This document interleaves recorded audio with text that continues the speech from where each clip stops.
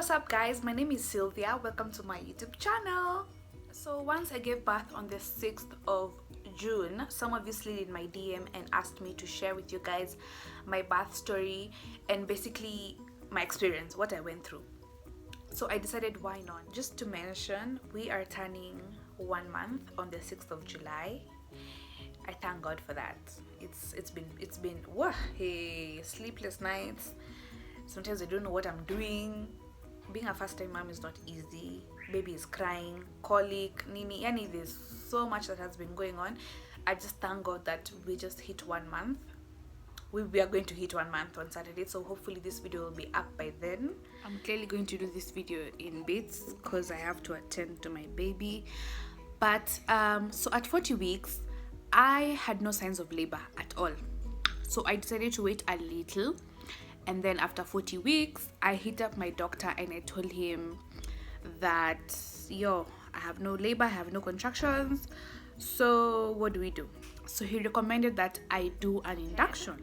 I went ahead and checked myself in at Meridian Hospital, which is located in Nairobi West, by the way, for those of y'all who asked that I recommend a hospital for you. I feel like I should mention this. I did not have a hospital bag because some of you came into my DMs asking me what was in my hospital bag. I did not have a hospital bag because they provided for me everything that I needed, including baby clothes. They give you baby clothes. They give you a basin, a towel, everything you need. You just need to carry your phone, your charger, lip balm, ID. So maybe what you need is for someone to bring you clothes that you're gonna be discharged in for you and your baby. Also, I should mention that Meridian Equatorial Hospital is a very small hospital, just in case you guys go there and you're like, "Hi." But I love the fact that it's very small because all the staff are dedicated to you. Imagine when I was being induced, we were only the two of us at the labor ward, and I thank God for that because all the midwives are always there checking you. All the staff are just focused on you. Back to my story. So my bedmate and I got induced at 2 p.m. at the same time. Now, she started laboring mbele yangu. I was like, no. I thought, but then we bonded, we became friends. Maka we were looking forward to labor together. This video might take longer to shoot than I expected it to. So my bedmate is in labor, and me, I'm just there watching her. Mind you, we got induced together at the same time. I'm just like, kwani zangu zitakuja saa ngapi? She's in labor, she's in pain, she's uko walking up and down, she's uko rubbing her back. She's like, oh my god, I'm in pain. And then she's crying. By the way, you cry, but you're not crying. Like, tears are not coming out, but you're crying. Hey, I was just wondering, guy, what kind of pain is this? You're crying, but you're not crying. I wondered how it felt like. Maybe zangu was jakuja. So at 11 p.m., they decided to do another induction. By the way, I was doing induction by the pill, so they inserted another pill. Now, the insertion process. How did I forget to mention that? Inserting that thing. The first insertion was not, it was uncomfortable. I just felt so uncomfortable. Uko chini. Then the second induction, it was now painful. Like I was just like, no, akimnaniumiza. But it had to be done. I was induced the second time at 11 p.m. My bedmate gave birth to a baby girl at midnight, and I was left all alone in the labor ward. No consolation, no partner in crime. I was just all alone. So I decided, you know what, let me just sleep. So the next day at 8 a.m. I woke up cramping. It felt like cramping. Mind you, I'm a first-time mom, so I'm not sure how labor is supposed to feel like, how contractions are supposed to feel like. So when the nurses came to check the fetal heart rate and the blood pressure and the whatnot, just to monitor my progress, I kept on telling them, mi nasikia kama na cramp, lakini hata sijui how labor is supposed to feel like, how contractions are supposed to feel like. So muniambie, nini nafaa ku watch out for. Just like, it will come, you just chill, it will come. And I'm like, no, by the way, you guys need to tell me how it should feel like so that I prepare myself. And they're like, when it comes, you will know. So they kept on monitoring me. My mom came with her friend to just chill with me, and I was just there chilling, waiting for this pain that I do not know how it feels like. So I waited for the pain. My contractions became mild, and then they became moderate, and then they became now closer to each other, and they became more frequent.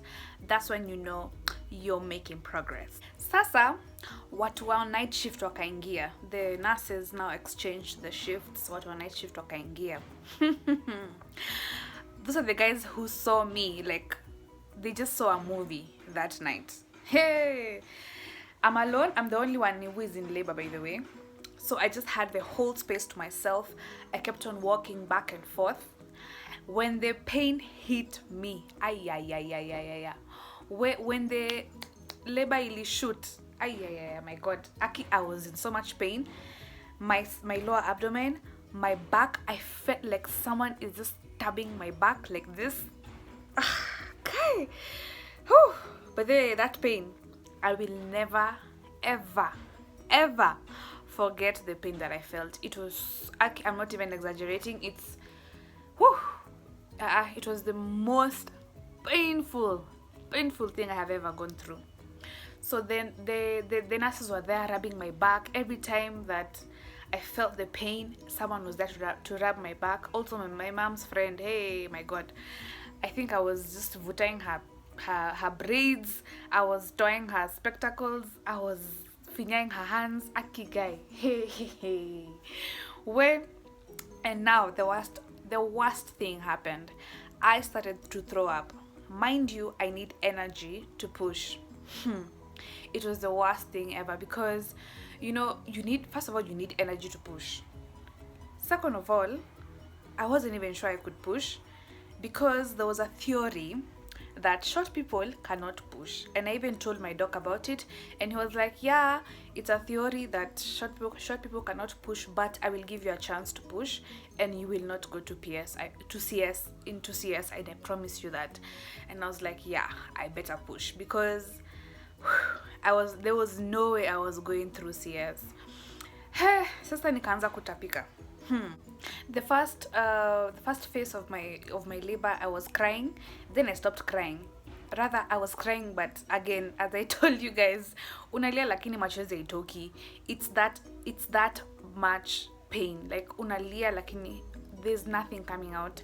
And then I could hear the nurses saying, "Uyu kwani atakuwa na nguvu ya kupush kweli?" Because I was throwing up to a point that there was nothing to throw up. Mpaka they're giving me glucose to just have energy to push. They're like, you need to have energy, mama, you need to have energy. And then I loved their spirit. My God, they were so hopeful. At some point, when you're in labor, you say anything that you feel like, you're like, me Mr. Wiser Tena. They're like, no, you can do this, baby girl. Back they were calling me baby girl. They were like, no, you can do this. I'm like, no, I cannot do this anymore. I'm giving up. They're like, no, you can do this. You can do this. You're doing good. You're doing good. You're doing good. Hey, there was so much positivity in the air. I was just like, apana, this night is never gonna end. Yani ushaiona ni kama time haisongi. Then in between my labor pains, they kept on checking the dilation. Again, insertion. That thing, kuchekiwa dilation. Wow, my God, now it became so painful. Yani it was pain after pain after pain. Yani there was no moment that was okay. Nilikuwa tu nasema tu Mungu, ishe, I'm done. What did I nilikosea wapi yake? One interesting thing I didn't know of before is that you get the feeling and the urge to push. I did not know that. Like it's almost like the feeling of pooping. You feel the urge to push, and that's when you know the baby is ready to get out. So they called my doctor. The nurses called my doctor, and they're like, you know what, she's ready to push. And they took me into the delivery room, and I was like, wait. Remember, I don't have energy to push because I threw up everything that I ate, even the glucose that they gave me so that I can have energy. I was still throwing it out. So I was like, hey, apana, I can't do this. And I kept on telling them, I give up. Maka, at some point I told them, I want to do CS. And they were like, no, mama, you can do this. You can push. You're so strong. You can do this. You can push. You can do this, girl. We believe in you. Aki, those people, they were so, hey, by the way, they're just the best. When I tell you, when I recommend this hospital to you, just know that they're the ones who made me have the energy and the motivation to just go ahead and push. Me wanna give up.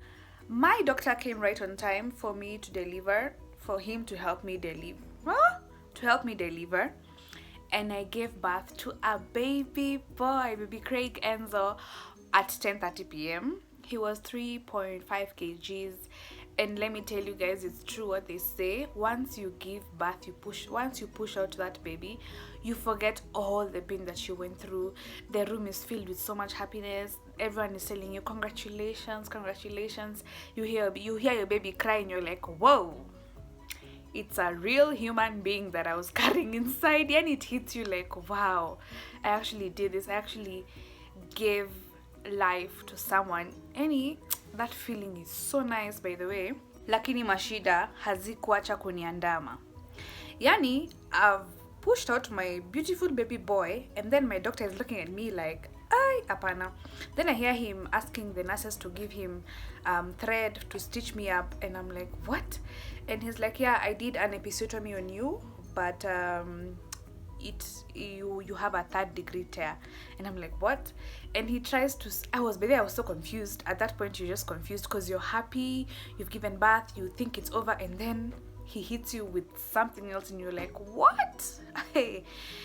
And then he tries to stitch me up, and nikama alishindo or something, and then he immediately tells the guys around that she needs to go to theater. In my head, I'm thinking, God, you have brought me this far. You have taken me through the labor pain. Nime avoid CS. I've given birth normally. And everything was so smooth. Finally, I have my baby boy. And then I have to go to theater. Why now? I was so sad. Honestly, I felt so bad. And then I could hear my doctor telling them that my mom needs to sign a consent form for me to be taken to theater. I felt so bad, honestly. So anyway, nikaenda theater, nikastitchiwa up. I could feel them stitch me up, but I was numb, but I could feel them stitch me up. From the next day, I started my healing process, sitting on salty water. That is another process. Hey. So I got to start to heal. I got to hold my baby for the first time. I started breastfeeding. And yeah, finally I was discharged and I went home. And all I can say is that I thank God that nothing went wrong. Because during the birth process, anything can go wrong. Whether CS or normal, things go wrong, by the way. So all I can do is just thank God that I'm alive and healthy, and so is my baby. And let my story not scare you from giving birth. If you want to give birth, if you want to get pregnant, honey, go ahead and do it.